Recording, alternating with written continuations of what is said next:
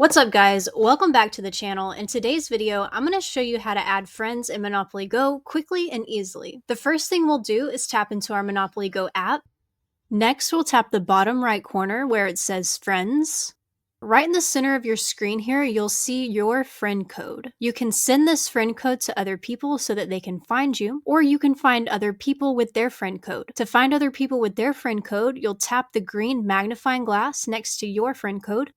In the screen, you'll paste your friend's friend code and then tap on search. You can send your friend code to people you already know who play Monopoly Go, or you can send your code to new friends in the Monopoly Go Facebook group. If you sign in with your Facebook account, your Facebook friends who play will automatically become your friends. That's all for today's video, guys. I hope this helped you find your friends in Monopoly Go quickly and easily. If you found this video useful, make sure to give it a thumbs up and don't forget to subscribe for more quick videos like this one. Drop a comment below if you have any questions or ideas for future videos. I'd love to hear from you, and I'll see you in the next one.